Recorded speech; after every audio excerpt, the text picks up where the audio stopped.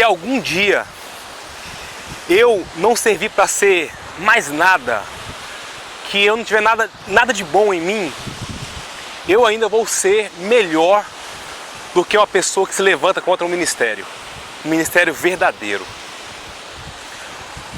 Quando eu olho para mim, a minha fragilidade, tanto que eu sou falho, fraco, débil, eu não teria coragem de me expor aqui para falar sobre o que eu vou falar. Olhando para mim, fraco. Mas quando eu vejo pessoas fazendo coisas que são até impensáveis, eu crio um pouquinho de coragem e exponho aqui a minha cara para falar sobre esses assuntos. Eu quero falar sobre 3 coisas: o pastor vaidoso, o pseudo-evangelista e sobre a irmã Aparecida. São 3 assuntos. E é aquela frase: o que me assusta não é o grito dos maus, o que me assusta é o silêncio dos bons. E é por isso que eu estou fazendo esse vídeo. Primeira coisa, o pastor vaidoso. O pastor vaidoso cismou de querer fazer um vídeo defamando o meu pastor. Já que ele não achou brecha na postura como homem, como pai, como pastor, como cristão, ele achou brecha em tomar dores de... Vou chamar irmão aqui, mas o correto seria primo. Irmãos que, por um motivo ou outro, se levantaram contra o pastor, o meu pastor, o verdadeiro pastor. E aí esse pastor vaidoso tem a ousadia de gravar um vídeo colocando o áudio do meu pastor como se aquilo fosse assunto dele. Meu Deus do céu, como as coisas estão mudadas. Agora você imagina, pastor vaidoso, tô falando de vaidoso porque do tempo pra cá o senhor tá muito diferente. Talvez um botox, umas camisas diferentes, uma postura diferente, falando do nosso ancião como se aquilo fosse normal, né? E daí o pastor vaidoso, imagina comigo se outros pastores tivessem a mesma postura que a tua, de começar a tomar dores dos seus membros aí, da sua igreja. Estranho, né? Daqui a pouco teríamos muitos vídeos aí rodando de pessoas falando de situações da sua igreja. Que pena isso, que pena. Então, se o senhor não sabe, o meu pastor, ele é um homem íntegro, um homem que não deixa a desejar em nada. Ele dedicou a vida dele inteira a esse ministério. Ele deixou de ser um executivo em uma empresa privada, em um banco privado, para ser pastor, que é algo que eu nunca passou na minha cabeça em ser, porque eu sei o problema que é. Isso se dá em sacerdócio. E eu sei que o senhor também conhece muito mais do que eu, do que é ser um pastor. Então, entenda, foi ridículo a postura do senhor em se posicionar em rede social para expor sem necessidade nenhuma. Então, eu lanço um desafio para o senhor: adota esses 3 primos para o senhor e veja qual vai ser o resultado. Espere um tempo, dê a eles casa, dê a eles comida, dê a eles suporte, dê a eles púlpito e veja daqui a pouco o que vai acontecer. Faça só isso, tá? O senhor vai entender o tanto que o senhor está errado. Sobre o assunto do pastor vaidoso já era. Agora vamos falar um pouquinho sobre o pseudo-evangelista. Esses dias eu tive o desprazer de assistir um vídeo de um irmão, melhor chamar de primo, mas irmão, falando do nosso ancião, numa propriedade tão grande. E nesses meus 35 anos de vida, o que eu pude observar é, quando você vê um evangelista ou pseudo-evangelista muito eloquente demais, indo muito além do que lhe cabe, ali tem um trem errado. Tem um trem ali que não desce, é uma coisa que para assim, ó. E aí eu resumo em não ter chamado, não ter ministério. Então esse pseudo-evangelista quer fazer a coisa acontecer de goela abaixo. E não funciona assim.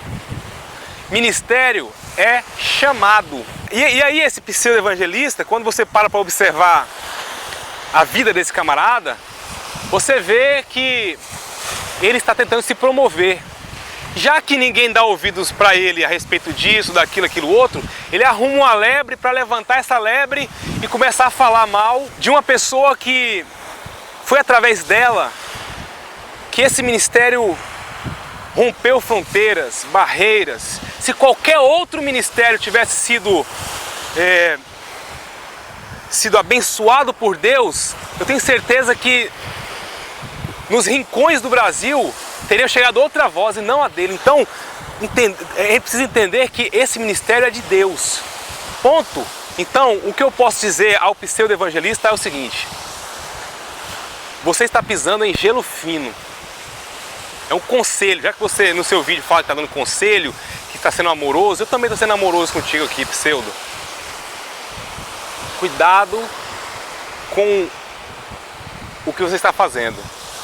O piso que você está pisando aí é um gelo fino. E isso pode trazer consequências irreversíveis. Mesmo falho, eu posso citar uma frase que o irmão Brana diz o seguinte: aquele que se escandaliza nunca volta. Eu vi você, pseudo-evangelista, pregando em denominações, falando em um áudio que você fez de maldade, que você foi na igreja fulana, ouve pastor ciclano e tal. No fundo, no fritar dos ovos, pseudo, você não crê em nada. Qualquer um outro que você perceber que é interessante, você migra para ele. Então você não crê em nada, você está apenas querendo se promover. Então o conselho que eu te dou é: cuidado, tá bom? Você está pisando em gelo fino. Eu não estou te ameaçando não, Deus me livre. Quem vai te cobrar não vai ser eu, vai ser Papai do Céu. E a cobrança de Papai do Céu, de um tempo para cá, está sendo muito rápida. Muito rápido. Os erros que eu cometo, logo eu percebo a mão de Deus pesando, e aí eu me lembro do que eu fiz, do que eu falei, da minha atitude, e isso me conforta. Então, quando a coisa pegar para o teu lado, se conforte pelo que você fez, está fazendo de um tempo para cá, tentando se promover. Resumindo, você é fraco, pseudo-evangelista. Eu passaria longe de uma igreja que você viesse a pastorear. Longe! Mesmo fraco, eu ainda consigo ser melhor do que você. Tá bom, pseudo? Fica pra cá. Agora, a irmã Aparecida. Vou te dar um conselho também, irmã Aparecida. Quando eu vejo um cantor ou um tocador querendo demais, ali tem um trem errado. Ali tem um trem errado que não me convence. Ali tem um negócio errado. E essa irmã Aparecida, cantora, que tem um bom ministério, que tem uma boa voz, digamos assim, canta bem, mesmo imitando outra cantora, mas canta bem. Lembre-se do que eu vou te falar, porque isso aconteceu comigo. O seu melhor hino, o hino mais ungido que você cantou na tua vida, ele serviu como base para ser uma armadilha para você. Aconteceu comigo. Então você canta na unção tal, abençoa pessoas, e aquilo é uma maravilha. E aí o diabo aproveita aquele momento, aquela oportunidade, para te colocar algo chamado vaidade. E aí as pessoas vêm, te elogiam: opa, que bacana, bonito, parabéns, nossa irmã, eu fiquei emocionado com o teu hino e tal. E aí ali a pessoa começa a se sentir, sabe, bem, Se você pensar bem, se você virar a esquina, ninguém te conhece. Ninguém sabe quem é você, ninguém sabe de onde é que tu veio. Só te conhece no tabernáculo, mais nada. Mas a irmã começa a se sentir a cantora. E é bem aí onde o diabo te pega. Se ele não consegue te puxar, ele te empurra. É assim que funciona. E aí, cantora, eu posso te falar a mesma coisa, cuidado. O que você fez não foi um crime. Você falou não foi um crime. Para os homens talvez seja, mas para Deus vai muito além de um crime. É ruim tirar meu tempo, meu precioso tempo para poder ficar aqui gravando vídeo, mas eu precisava falar um pouquinho a respeito desses 3 seres. Tu deve falar assim, quem que é esse? Eu sou apenas um gin da vida.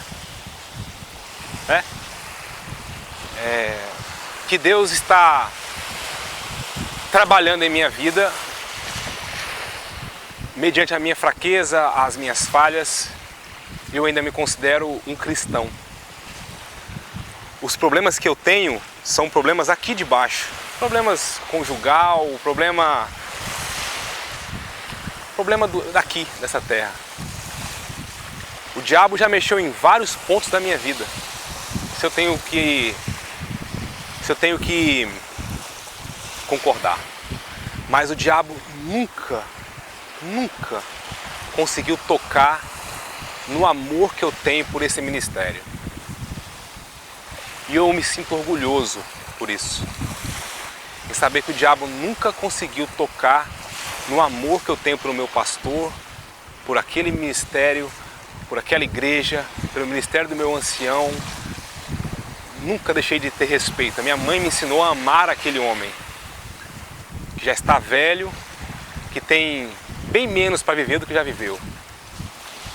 Mas eu me orgulho de nunca ter me levantado contra aquele ministério. E eu só vou ter bênçãos em minha vida por isso. Deus nos abençoe. Deus nos abençoe. Amém.